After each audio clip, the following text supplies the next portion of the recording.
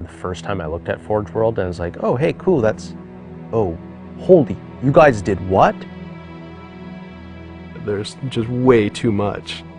You can't keep it all in your head at once. It was so beyond our production capability. We were just like, that's crazy. We can't do that. I couldn't stop the artist who started creating it.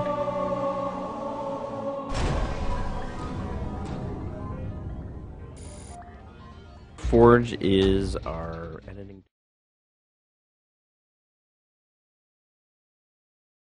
tool that players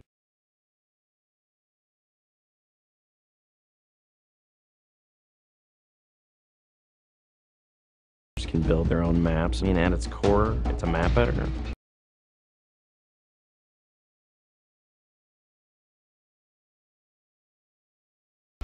We always had this vision right from the get-go, which is Anyone can build anything. Giving the fans the tools they can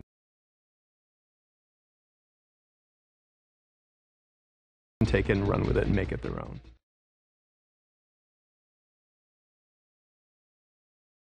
Forge World actually started as 5 separate maps. And I said, wouldn't it be cool if, like, you could play this and go over there, and then play over there if you wanted?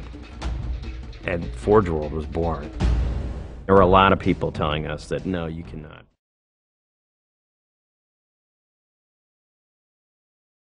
Ship this as one big map. We have this awesome new automatically generated LOD system called Impostering that makes objects that are really far away really cheap to draw. We're pushing what we can do with the Forge budget, so that lets us have many more objects up on the screen at once, which lets us put more objects into Forge.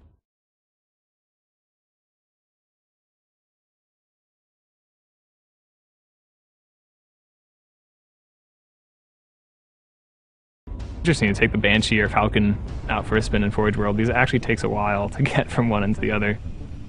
The second you come into the space, you should know that you're on Halo. Our old friend, the Forerunners, come back, because the Forerunners create all sorts of cool, interesting pieces of geometry. We wanted to give people a variety of locations that they could forge in a different way. So a gulch, an island, an interior, a very small outdoor pocket, and then the rock, which was kind of based off Ascension. Let's use a lot of interesting parts in it so that people can manipulate it or we can change it. Why don't we bring back Blood Gulch and carve it all up into pieces so that people can start manipulating it in interesting ways. And then Sanctuary was the other one. The Cage and Paradiso. That's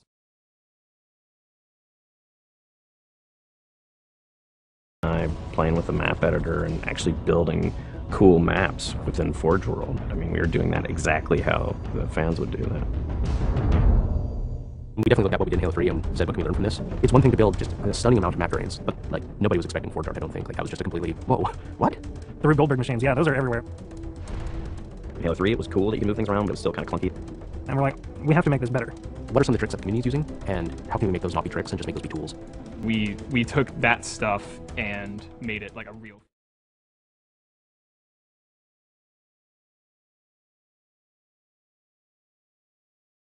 feature. There's normal, phased, and fixed. So normal is like Halo 3 style, it bumps into stuff when you let it go and it falls to the ground and moves around and stuff. And fixed is the same thing, except when you let it go, it stays exactly where it was. And then phased is the coolest because it means that while you're editing the object, it's not actually interacting with the environment. You can put it through a wall, you can put it, through other objects. Which changed everything for Forge, like immediately. It's much easier to build a Forge space. There's snaps and rotates and degrees and units that you can move things. You can be very precise. The camera controls, it's actually really good for object placement because like little touches on the stick don't translate into really sudden jumpy movements. And then we also have a fine editing mode. You click the stick in and then your camera starts moving very slowly. You're not spending like 3 hours trying to get one block to line up directly to 3 other blocks. You can select individual objects and say, get rid of all the objects of this type. So if you're trying to get rid of all the spawn points on a map because you want to go and replace all the spawn points, you can do that. You can do custom colors.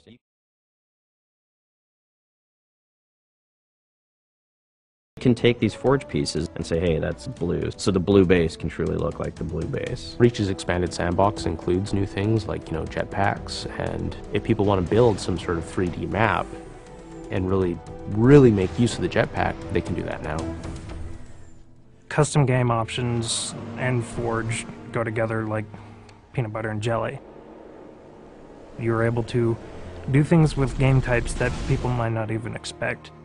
My favorite example is King of the Hill, where the Warthog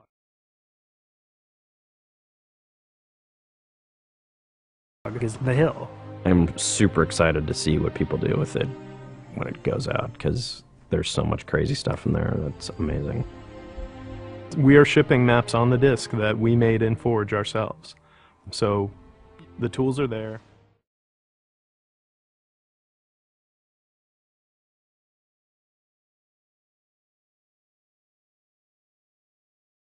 If you have the time and the talent, you can make it. The community is just going to outstrip us and spank us.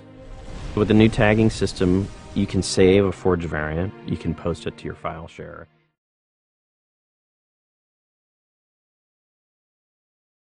And then you can say, sweet new map. Things that are good are downloaded by a lot of people and passed around to a lot of people, and that makes the really sweet stuff bubble up to the top. I'm looking forward to what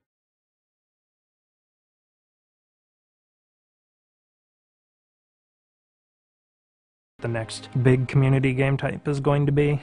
We realized that Reach was our swan song to Halo, and what better way to do that than to let people do what we've been doing all along, which is creating new cool maps. It's nice to go out with a bang, and this is a pretty big one.